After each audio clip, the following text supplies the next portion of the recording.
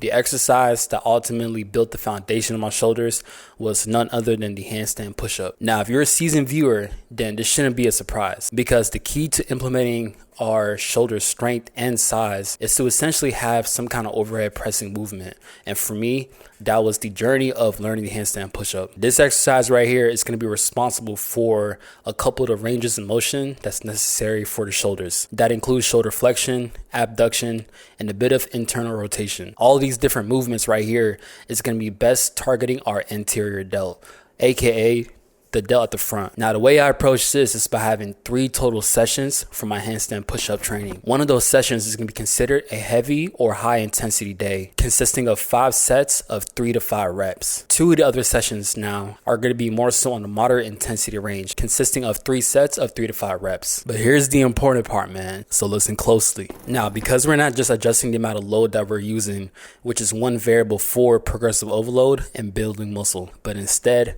I'm manipulating the amount of work that I'm doing for my delt, which is also another variable for progressive overload. In this case, this is going to be the number of sets that I do per week. And honestly, since I'm here to still learn and master the handstand push-up technique, training with a high frequency approach is ultimately going to be key, because this exercise is still a skill. But that doesn't mean I'm going to be training it to failure every single session. Okay, that's very important right there. Make sure y'all keep note. Otherwise, technique is just going to be complete trash, all right? And realistically, because of like limitations such as balance and overall performance for the exercise, I'm not going to be seeing much progress. All because of what? Fatigue, which is why having multiple sessions throughout the week is important, so long as I'm not maxing out every single session. More frequency equals more work equals more strength and muscle adaptations, taking into account that we're managing intensity. Thing is, that's not the only reason why I was able to build these shoulders with the handstand push-up. And the additional step to the handstand push-up is to utilize drop sets. After my last handstand push-up set, for example, if I'm doing 3 sets of 3 to 5 reps, on that final set, right,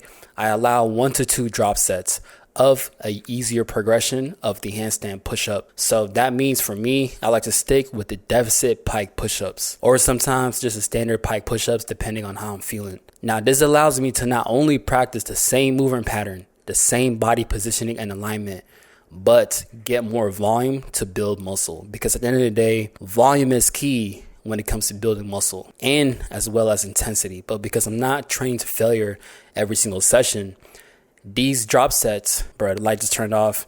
Hopefully I don't mind that. But back to what I was saying, these drop sets are going to be including into my overall development of my anterior delt, because I'm still going to be putting in a lot of effort and I'm still training to failure, but with an easier progression. So this is going to allow me to really focus in on the technique, because since it's more stabilized compared to the freestanding handstand push-up, I could truly push my body to failure, specifically push myself to muscular failure. So in the gym context, this is basically the same thing as doing an overhead barbell press for 3 sets of 3 to 5 reps, working within 135 pounds or so. It's about 45 plates on each side. And after your last set, all you're doing is just doing 1 or 2 extra sets, but at a lighter load. So let's say you part doing from 135 to now 115 pounds or so. Same thing, just different applications. All right. So if you haven't given this a try, man, for those who can do either freestanding handstand push-up or at the progression of wall handstand push-up or whatever progression of the handstand push-up journey you're at, make sure you utilize drop sets by going to an easier progression.